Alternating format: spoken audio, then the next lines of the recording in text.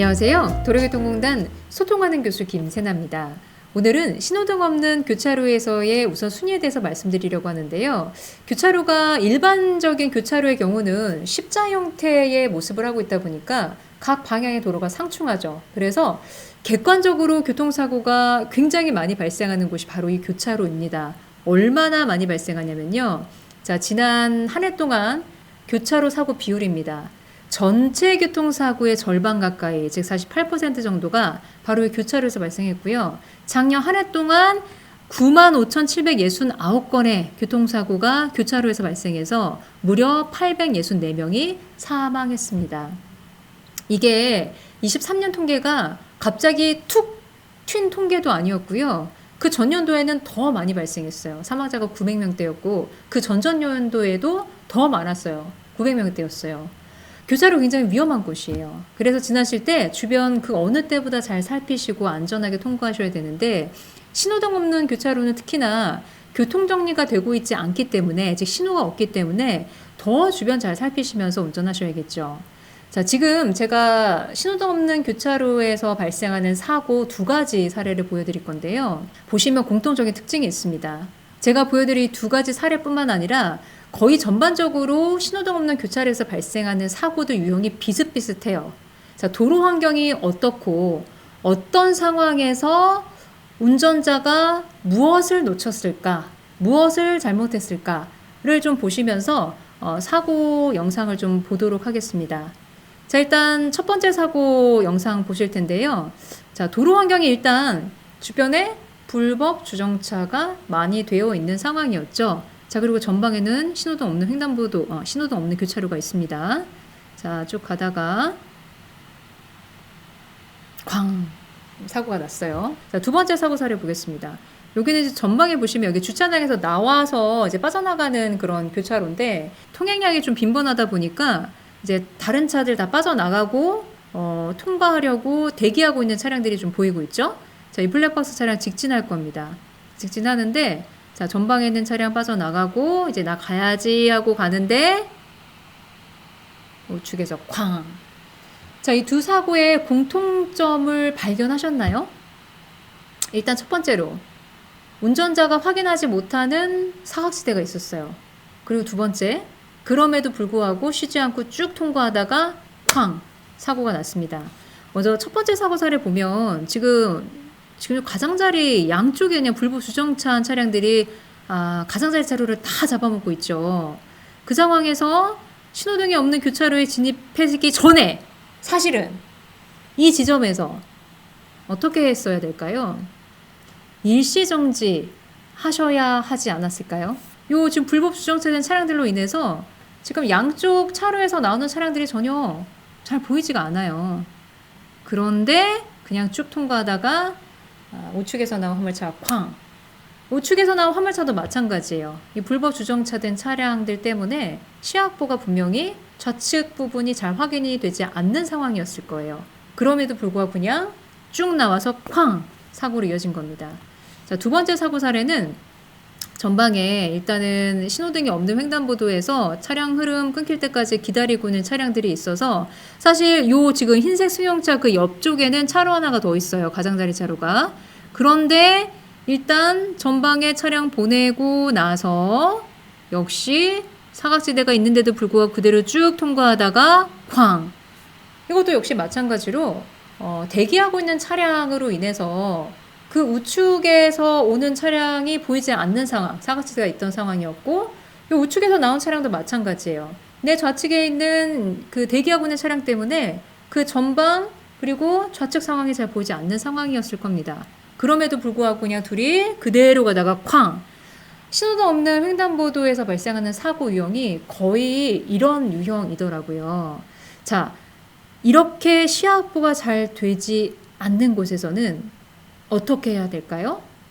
신호등 없는 교차로 진입하기 전에 일시정지 하셔야 됩니다. 이 부분에 대해서는 도로교통법 제31조에서 명시하고 있어요. 서행 또는 일시정지할 장소. 일단 기본적으로 서행해야 될 장소는 교통정리를 하고 있지 아니하는 교차로, 즉 신호등 없는 교차로에서는 기본적으로 진입할 때부터 서행하셔야 된다는 겁니다. 서행이 전제 조건이라는 거. 자, 그리고 두 번째, 일시정지해야 되는 곳은 교통정리를 하고 있지 아니하고 좌우로 확인할 수 없거나 교통이 빈번한 교차로에서는 일시정지하라고 명시되어 있습니다. 즉 신호등 없는 횡단보도이면서 시야확보가 잘 되지 않는 곳에서는 반드시 일시정지 하셔야 된다는 거죠. 결국 사고 났을 때 이 도로교통법규에 따라서 이 운전자 당시에 서행하고 있었어? 교차로 진입하기 전에? 그리고 시야확보 잘 안 되는 상황인데 일시정지 했어? 안 했어? 이런 걸로 결국 사고의 책임 여부가 갈리는 거겠죠. 자, 교통정리가 없는 교차로에서의 우선순위가 도로교통법에서 정해져 있습니다. 자, 26조에 나와 있는데, 자, 원문 그대로 정확하게 짚어보겠습니다. 첫 번째, 교통정리를 하고 있지 아니하는 교차로에 들어가려고 하는 차의 운전자는 이미 교차로에 들어가 있는 다른 차가 있을 때는 그 차의 진로를 양보하여야 한다. 즉, 선진입한 차 양보를 하라는 거죠. 자, 두 번째, 교통정리를 하고 있지 아니하는 교차로에 들어가려고 하는 차의 운전자는 그 차가 통행하고 있는 도로의 폭보다 교차하는 도로의 폭이 넓은 경우에는, 그러니까 내 방향보다 다른 쪽이 더 넓은 경우에는 서행하여야 하며, 폭이 넓은 도로로부터 교차로에 들어가려고 하는 다른 차가 있을 때는 그 차의 진로를 양보하여야 한다. 즉, 두 번째 우선순위는 폭이 넓은 도로에서 진입하는 차입니다. 자, 세 번째, 교통정리를 하고 있지 아니하는 교차로에 동시에 들어가려고 하는 차의 운전자는, 즉 동시에 들어가려고 할 때는 우측 도로의 차의 진로를 양보하여야 한다. 우측 도로의 차의 진로를 양보해야 되는 이유는 교차로 같은 경우는 이제 상충하다 보니까 사고로 이어졌을 때 직각 충돌 사고가 굉장히 많거든요.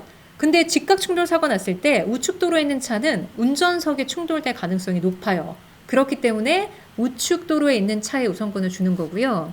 자, 그리고 마지막으로 네 번째, 교통정리를 하고 있지 아니하는 교차로에서 좌회전하려고 하는 차의 운전자는 그 교차로에서 직진하거나 우회전하려는 차가 있을 때에는 그 차의 진로를 양보하여야 한다. 즉, 좌회전차가 가장 마지막 순위라는 겁니다. 직진차 먼저, 그 다음에 우회전차 먼저, 이렇게 순위가 되는 거예요. 이거 정리를 좀 해볼게요. 신호등 없는 교차로 통행 우선순위. 첫 번째, 이미 교차로에 들어가 있는 차. 두 번째, 폭이 넓은 도로의 차.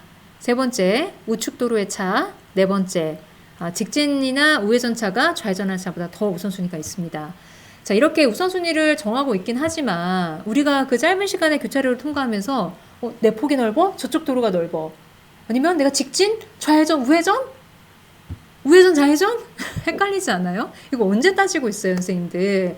그래서 선생님들 사실은 도로에서 사고가 날 때는 보통 급한 마음을 갖고 빨리 통과하려고 할 때 교차로에서 사고 많이 나거든요.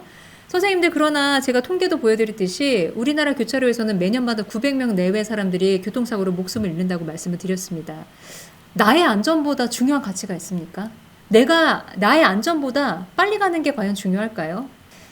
사실 미국이나 캐나다 같은 나라에서는 신호등 없는 횡단보도에서 일시정지가 의무화되어 있습니다. 그래서 보시면 노면에도 스탑이라고 적혀 있고, 그리고 표지판도 스탑 표지판이 세워져 있죠.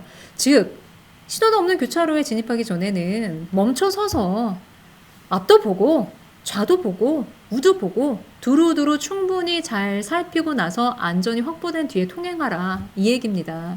이거 주마다 좀 차이가 있긴 합니다만 벌금이 무려 20-30만 원까지 되는 주도 있다고 해요. 도로에서 급한 마음은 결국 사고를 부르게 돼 있습니다. 선생님들 특히 마음의 여유가 없으면 자꾸 조급해지고 자꾸 빨리 가고 싶은 욕심이 생기거든요. 마음의 여유가 생기려면 사실 시간적 여유가 있어야 돼요. 너무 시간에 쫓겨서 목적지까지 가지 마시고 시간적인 여유를 두시면서 그 마음의 여유가 결국 시간적 여유도 확보할 수 있게 만들어줍니다. 자, 오늘부터 선생님들 빨리 가는 것보다는 안전을 더 최우선 가치에 여기시는 현명한 운전자들이 되시길, 그래서 나의 안전도 다른 사람의 안전도 더더욱 확보되는 도로가 되기를 바라겠습니다. 자, 오늘 도로이동법은 여기까지 하겠습니다. 저는 다음 시간에 뵙겠습니다. 감사합니다.